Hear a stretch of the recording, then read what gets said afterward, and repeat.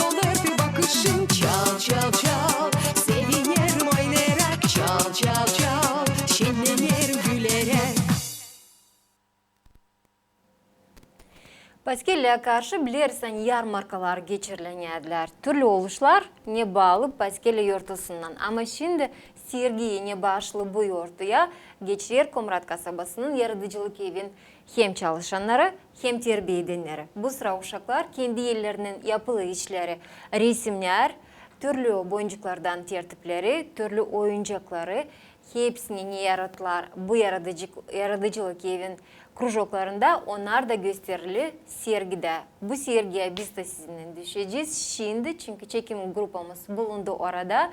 Hem uşaklarla laf ettik hem de yöndericilerle. Hadi bakalım ne sayki onlar varınca hepsine büyük güneyim de ne varınca donaklama, ne varınca bağışlama bu güzel yortuda.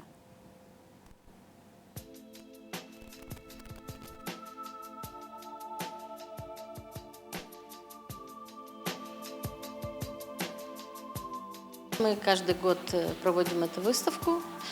Дети наши с большим удовольствием выполняют все эти работы, потому что наши преподаватели из кружков декоративно-прикладного дела, они объясняют детям, сначала рассказывают, что такое Пасха, для чего пекутся куличи, для чего яйца красятся, всю эту историю рассказывают, и после этого они начинают работу делать. И дети, конечно, когда знают историю, знают, для чего это все делается, они с большим удовольствием выполняют все эти работы.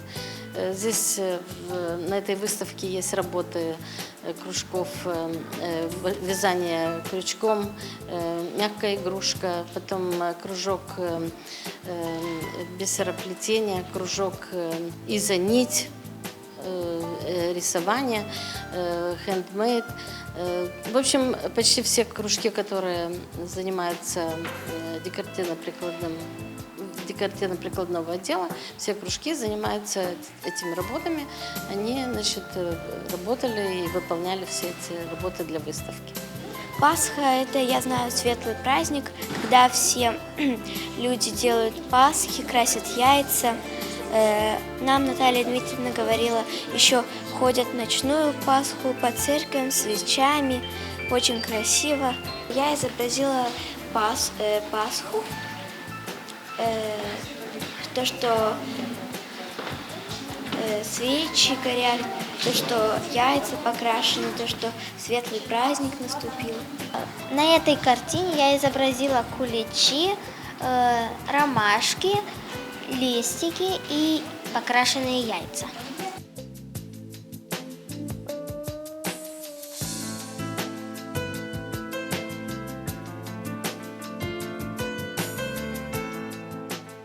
Это очень интересная тема для детей, потому что она такая очень разнообразная, и мы стараемся своим детям прививать не только то, что это красиво, но пытаемся еще рассказывать о традициях гагаузского народа, как празднуется Пасха, какие особенности пасхального, значит, празднования, что является атрибутикой этого праздника. И на самом деле детям очень нравится эта тема, ну, наверное, даже где-то больше, чем все остальные тематики, потому что она такая праздничная, очень радостная, это весна, это яркие такие краски используются, и здесь дети могут проявить очень много творчества. Это творческая очень работа. Обычно, когда мы рисуем выставки, связанные с, с временем года или еще что-то, там очень ограничено в тематике. А здесь ребенок может проявить всю свою фантазию, все свое творчество. И, как правило, у нас получается на этой выставке очень интересные работы. Вот у меня в руках находится наша композиция. Это коллективная работа, связана со всеми нашими девочками. Каждая девочка вязала или цветочки, или вот эти вот яички, или лепесточки, или вот этих вот пчелок. На данной выставке мы делали яйцо, вышивали на картоне пасхальные работы и делали некоторые подделки. Я сделала яйцо в стиле изонити. Нарисовала тут Христос воскрес, еще цветок и Пасху. Эта работа мне очень понравилась тем, что мы работали в коллективе.